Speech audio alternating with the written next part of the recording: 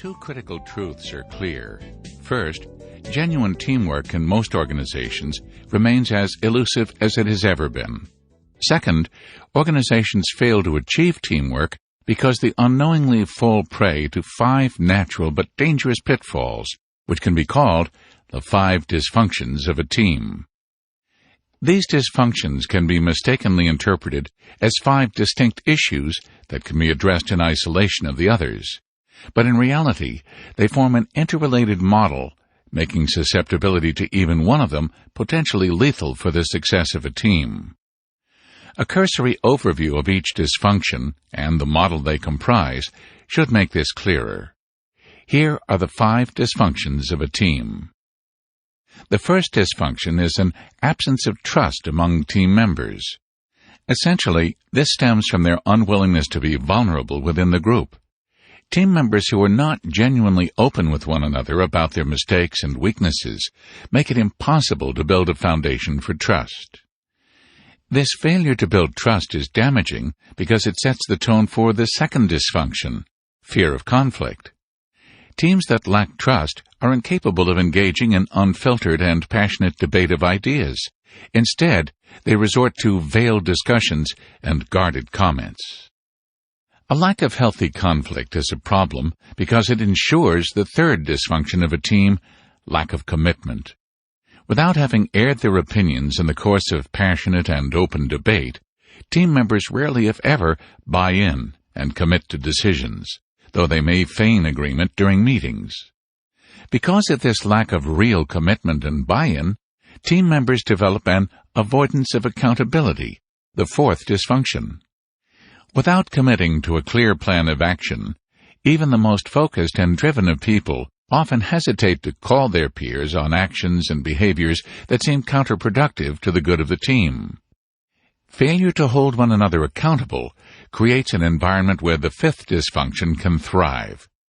Inattention to results occurs when team members put their individual needs, such as ego, career development, or recognition, or even the needs of their divisions, above the collective goals of the team. And so, like a chain with just one link broken, teamwork deteriorates if even a single dysfunction is allowed to flourish. Another way to understand the 5 dysfunctions model is to take the opposite approach, a positive one, and imagine how members of truly cohesive teams behave. First, they trust one another. Second, they engage in unfiltered conflict around ideas. Third, they commit to decisions and plans of action. Fourth, they hold one another accountable for delivering against those plans. And fifth, they focus on the achievement of collective results. Now let's turn to understanding and overcoming the 5 dysfunctions. The first dysfunction is absence of trust. Trust lies at the heart of a functioning, cohesive team. Without it, teamwork is all but impossible. In the context of building a team, trust is the confidence among team members that their peers' intentions are good and that there's no reason to be protective or careful around the group. In essence, teammates must get comfortable being vulnerable with one another. The kind of trust that is characteristic of a great team requires team members to make themselves vulnerable to one another and be confident that their respective vulnerabilities will not be used against them. These vulnerabilities include weaknesses, skill deficiencies, interpersonal shortcomings, mistakes, and requests for help. How does a team go about building trust? Unfortunately, vulnerability-based trust cannot be achieved overnight. It requires shared experiences over time, multiple instances of follow-through and credibility, and an in-depth understanding of the unique attributes of team members. However, by taking a focused approach, a team can dramatically accelerate the process and achieve trust in relatively short order. Here are a few tools that can bring this about. The first is a personal histories exercise. This low-risk exercise requires nothing more than going around the table during a meeting and having team members answer a short list of questions about themselves. Another tool is a team effectiveness exercise. This exercise requires team members to identify the single most important contribution that each of their peers makes to the team. as well as the one area that they must either improve upon or eliminate for the good of the team. A third tool is the use of personality and behavioral preferences profiles. Some of the most effective and lasting tools for building trust on a team are profiles of team members' behavioral preferences and personality styles. The best profiling tool is the Myers-Briggs Type Indicator, which is also called the MBTI. Other tools include 360-degree feedback. These tools call for peers to make specific judgments and provide one another with constructive criticism. What is the role of the leader in building trust? The most important action that a leader must take to encourage the building of trust on a team is to demonstrate vulnerability first. This requires that a leader risk losing face in front of the team so that subordinates will take the same risk themselves. Team leaders must create an environment that does not punish vulnerability. Displays of vulnerability on the part of a team leader must be genuine. They cannot be staged.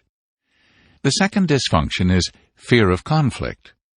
All great relationships, the ones that last over time, require productive conflict in order to grow. It is important to distinguish productive ideological conflict from destructive fighting and interpersonal politics. Ideological conflict is limited to concepts and ideas. It avoids personality-focused, mean-spirited attacks. Teams that engage in productive conflict know that the only purpose is to produce the best possible solution in the shortest period of time. They discuss and resolve issues more quickly and completely than others, and they emerge from heated debates with no residual feelings or collateral damage, but with an eagerness and readiness to take on the next important issue. How does a team go about developing the ability and willingness to engage in healthy conflict? The first step is acknowledging that conflict is productive, and that many teams have a tendency to avoid it. As long as some team members believe that conflict is unnecessary, there's little chance that it'll occur. But beyond mere recognition, there are a few simple methods for making conflict more common and productive. Mining is one of these methods. Members of a team that tend to avoid conflict must occasionally assume the role of a miner of conflict, someone who extracts buried disagreements within the team and sheds the light of day on them. Some teams may want to assign a member of the team to take on this responsibility during a given meeting or discussion. Another method is real-time permission. In the process of mining for conflict, team members need to coach one another not to retreat from healthy debate. One simple but effective way to do this is to recognize when the people engaged in conflict are becoming uncomfortable with the level of discord, and then interrupt to remind them that what they're doing is necessary. Another tool is the Thomas Kilmann conflict mode instrument. This tool, commonly referred to as the TKI, allows team members to understand natural inclinations around conflict so they can make more strategic choices about which approaches are most appropriate in different situations. How do leaders help a team overcome fear of conflict?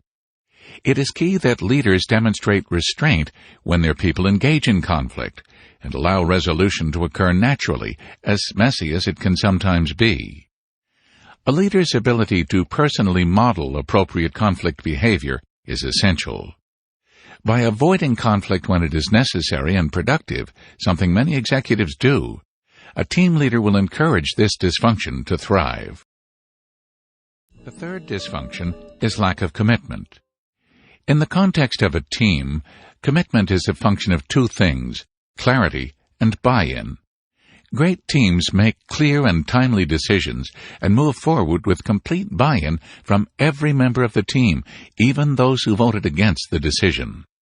They leave meetings confident that no one on the team is quietly harboring doubts about whether to support the actions agreed on.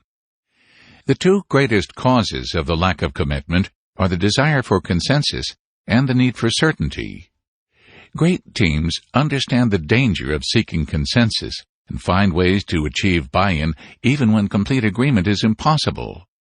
They understand that reasonable human beings do not need to get their way in order to support a decision, but only need to know that their opinions have been heard and considered.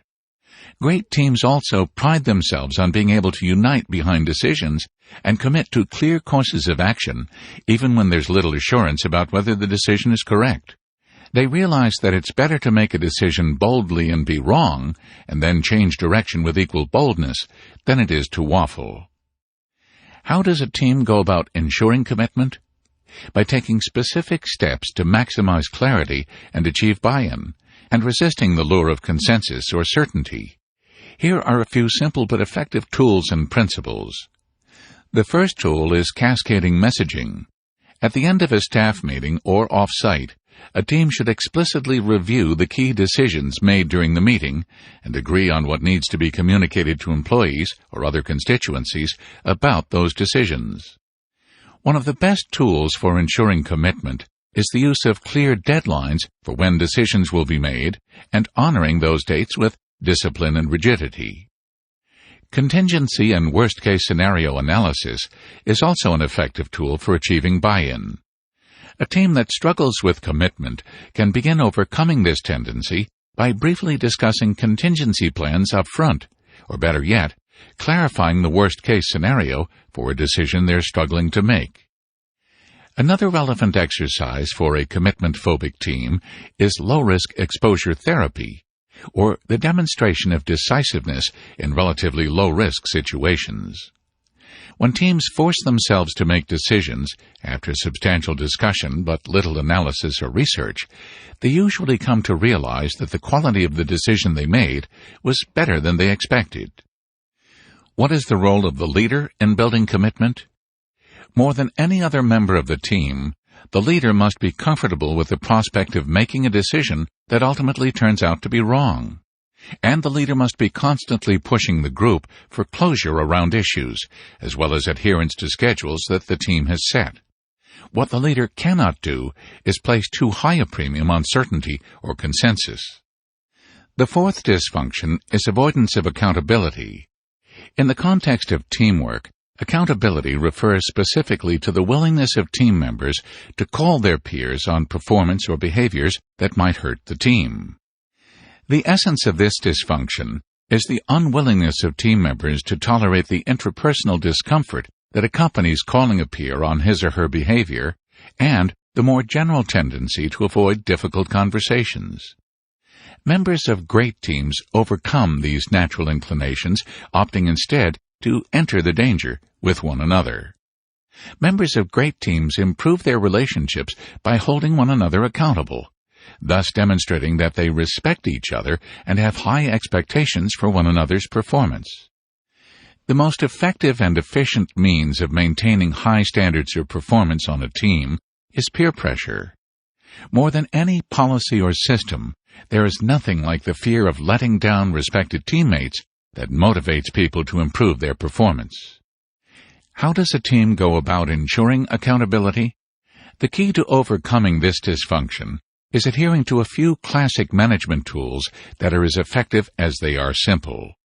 One tool is the publication of goals and standards. A good way to make it easier for team members to hold one another accountable is to clarify publicly exactly what the team needs to achieve, who needs to deliver what, and how everyone must behave in order to succeed. Simple and regular progress reviews can also help a team ensure accountability. Team members should regularly communicate with one another, either verbally or in written form, about how they feel their teammates are doing against stated objectives and standards. Team rewards can also help. By shifting rewards away from individual performance to team achievement, the team can create a culture of accountability. This occurs because a team is unlikely to stand by quietly and fail because a peer is not pulling his or her weight.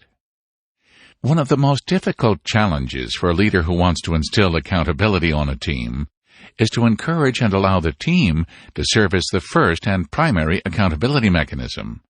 However, once a leader has created a culture of accountability on a team, he or she must be willing to serve as the ultimate arbiter of discipline when the team itself fails. This should be a rare occurrence. Nevertheless, it must be clear to all team members that accountability has not been relegated to a consensus approach, but merely to a shared team responsibility, and that the leader of the team will not hesitate to step in when it is necessary.